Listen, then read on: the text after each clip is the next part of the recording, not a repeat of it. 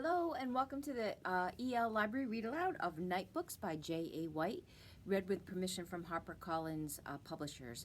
So we're getting close to the end of our story. We're going to read chapter 21 today, but we're going to review a little bit about what happened yesterday in chapter 20 because it is really important stuff. So Natasha has told Alex that she's going to show him something really scary. She leads him down a dark corridor into a circular chamber with a coffin at the center. And it's made of this like blue rock candy. There's also a large oil diffuser attached to it, and there's red mist that's swirling through the tube, clouding the walls, so it's obscuring the interior, so you can't really see what's inside this coffin yet. Suddenly, Yasmin calls out to Alex.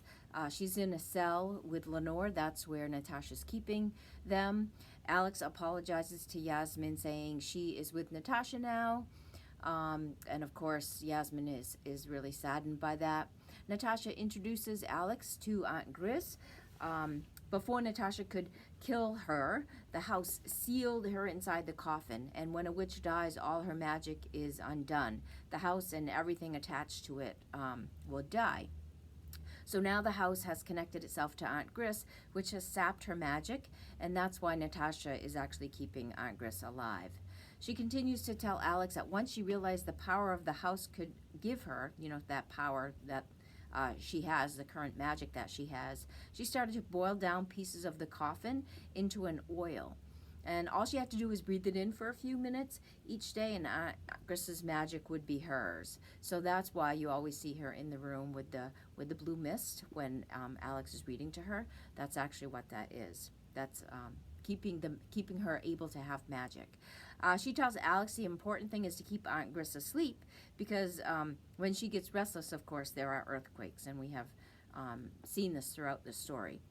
The only thing that can put her back to sleep are scary stories. So then suddenly the room jerks like a carnival ride. Natasha begs Alex to tell a story, but he doesn't have one ready. So she says, well, just tell him something, make something up. Tell, like, the reason why you wanted to destroy your Nightbooks. So he does, but in his mind, he's formulated a plan. And his plan is to actually try to wake up Aunt Gris. Says he nears the end of his story, he tells of becoming a prisoner of Natasha and that real darkness isn't fun. It's not who he is. And he says, if scary stories are the sweet dreams that lull Aunt Gris to sleep, then courage, friendship, and compassion, those are the nightmares that will wake her up. So his plan works, and the room trembles, and a chunk of the ceiling crashes to the floor, obliterating the oil diffuser. Red mist is now leaking out of the bottom of the coffin. There's a hole now in the coffin. Natasha screams and is panicked, and she is trying to stop that leak as fast as she can. But it's too late. The coffin lid rocks off and flies across the room, and from inside, a candy cane hand rises and reaches out, and Aunt Gris then sits up and gets out of the coffin. Of course, Natasha's trying to make Aunt Gris think that, she'll take care of her and all of that, but Aunt Gris already knows that Natasha's the one who put her to sleep, and she already knows that Natasha was the one who changed her into the form that she currently is in. So Natasha unleashes a barrage of spells, but Aunt Gris is not impressed. She turns all her spells away without any effort. Natasha tries to run, but she doesn't get very far. Aunt Gris is on her immediately. Yasmin and Alex don't wait to see what happens next, but they hear a short scream of pain, followed by horrible crunching sounds, and then nothing at all. So that's where we left off. We're going to start on chapter 21, Expected Magic. They burst out of the house and into the dark forest. Yasmin was a lot faster than Alex, her arms pumping like the pistons of a steam engine. Nevertheless, Alex was able to keep up. Every time he fell behind, he just imagined what would happen if Aunt Gris caught him. It was a powerful motivator. What are we going to do? Alex asked between deep gasps of air. Even if we make it, back to the apartment, we're still trapped. Lenore and I have it covered, Yasmin said. Save your breath for running. They reached the bottom of the hill. The unicorns paced them on either side, jabbing their horns at the two. Alex tried to stay on the path, but it was hard to do while running. He felt a horn scratch his shoulder, his calf. Yasmin slapped a hand to her side and screamed in pain. Why are the unicorns still here? Alex thought. Natasha said that when a witch dies, all her magic is undone. But then he realized that it hadn't truly been Natasha who created the unicorns. She had stolen the magic from Aunt Gris. Behind them, they heard a voice that echoed magically throughout the entire forest. "Children," Aunt Gris said, "are you hiding from me? How delightful." Alex ran fast, regretting for the first time his lifelong hatred of exercise. His heart felt like it was going to explode. The air in his lungs thinned to a trickle. He ignored it all. Run! Finally, they reached the door to the apartment. There was no longer any need for the bone keys. The door had been blown from the frame. Charred splinters crunched beneath Alex's shoes. Natasha blasted it off with magic, he thought. Guess she didn't have an extra set of keys after all. They ran down the hallway and into the living room. Alex's heart fell. The wall that blocked their passage to the outside world seemed more impassable than ever. "Okay, Lenore," Yasmin said. "Do your thing." "What thing?" Alex asked. The beating of his heart sounded like a metronome tuned to its highest setting. He leaned on a table, afraid he was going to collapse, and saw his nightbook sitting there. An idea stirred. If only we can get out of here. Lenore got a full dose of the sleeping oil, Yasmin said, but that wasn't all. She breathed in the mist that gave Natasha her magic, too. So I figure she's got a few spells in her. She's a cat. Lenore puffed out her chest. Exactly. She raised a single paw into the air and closed her eyes in concentration. Nothing happened. "Give her a chance," Yasmin said with a nervous smile. "We tried it out in the cell. She made a spoon float in the air." This is a little different, Alex thought, but he didn't want to be discouraging. He looked down the hallway and into the forest. It remained empty. For now. "You almost had it," Yasmin exclaimed with encouragement.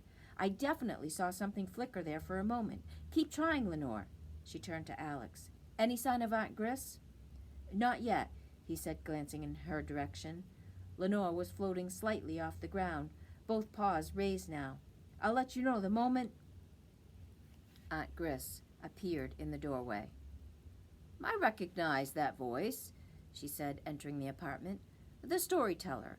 I owe you my gratitude for the pleasant dreams you've given me these past few weeks." "So, you won't eat me?" "On the contrary," Aunt Gris said. "It just makes me more curious what you might taste like." She took a large bite of her index finger, 'cause remember they're candy canes, and crunched it between her teeth. It instantly grew back again. "Alex!" Yasmin screamed. The front door not only appeared, it was open. Beyond it, Alex could see the fourth-floor hallway, drab and ugly and fantastically real.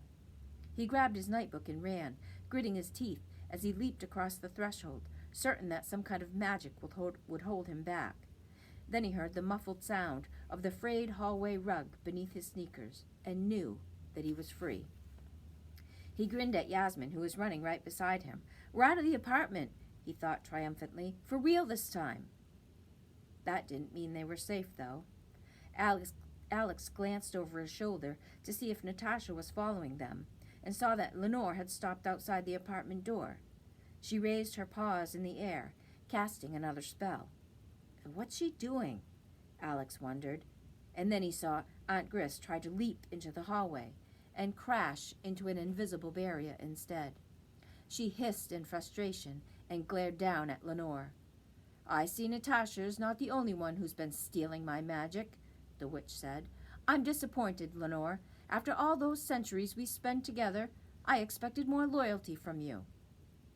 That's why Natasha never liked Lenore, Alex thought, still moving toward the elevator at the end of the hall. She wasn't even her cat. Lenore looked up at Aunt Gris and meowed. Oops, I gotta get the lights. Oh, not again.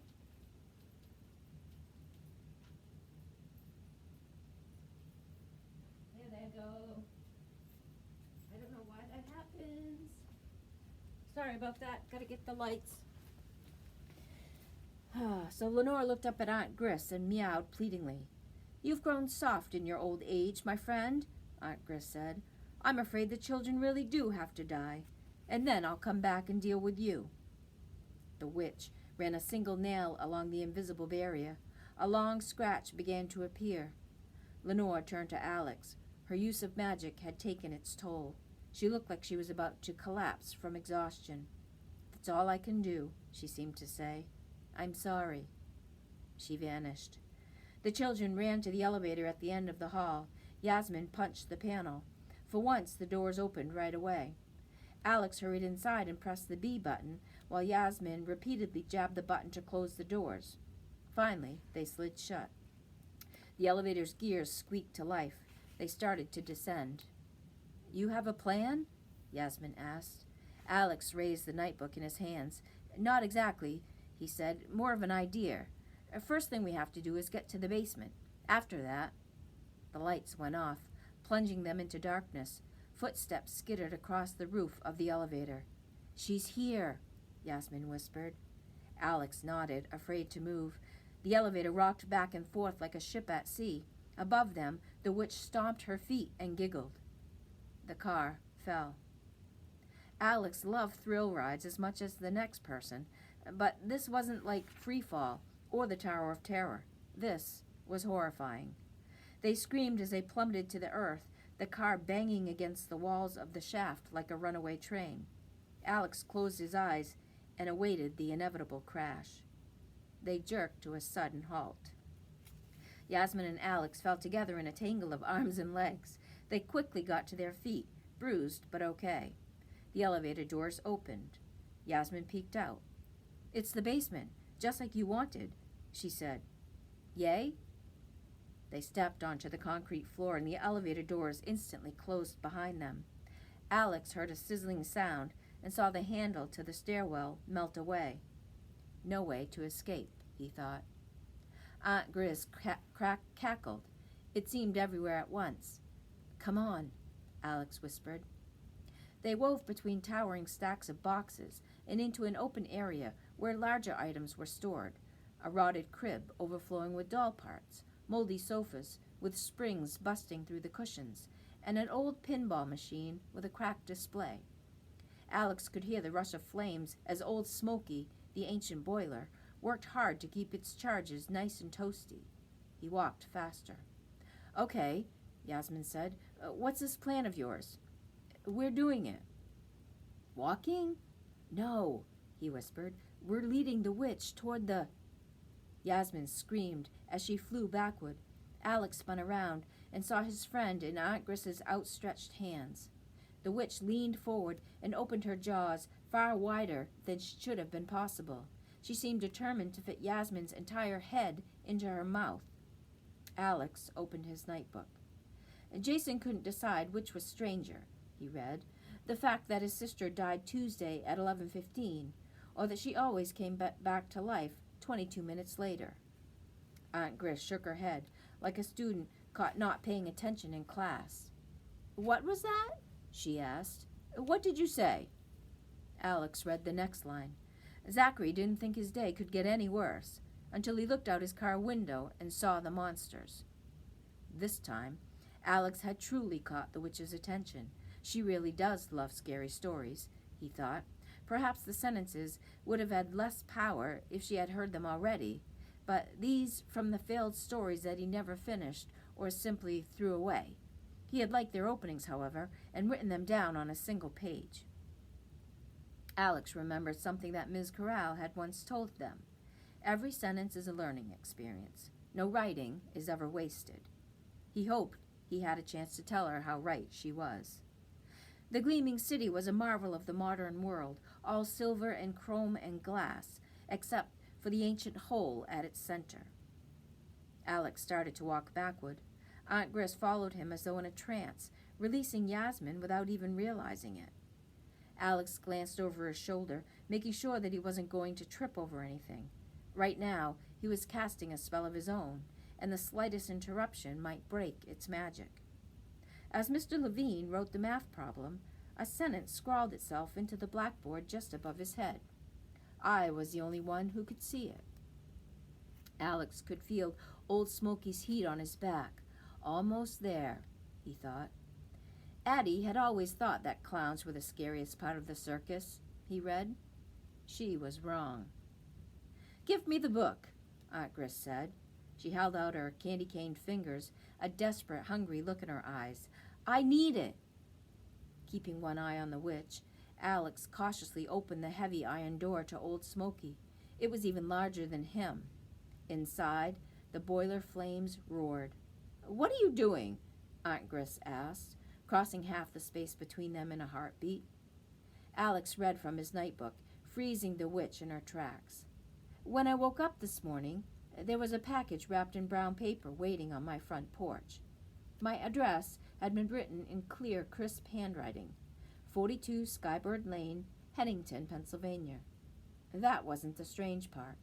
The strange part was the name written above the address, which wasn't a name at all. It read, To the man standing right behind you. I turned around. Aunt Gris grinned with childlike pleasure. What happens next? She asked. I have to know. Good, said Alex. He threw the nightbook into the flames.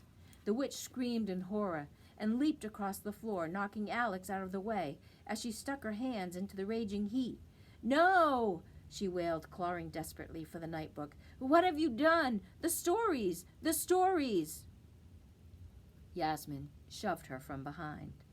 Aunt Gris fell forward into the flames. Alex slammed the boiler door shut, and the two children held their backs against it as the witch struggled to escape. Finally, there was a sound like rice pouring into a bowl, and the witch stopped struggling. The smell of burned candy apples filled the air. Alex peeked through the tiny slot in the door. There was nothing left of Aunt Gris but a large mound of sugar and 4 candy cane fingers. They were still wrapped around the remains of his nightbook. And that is the end of chapter 21 for today.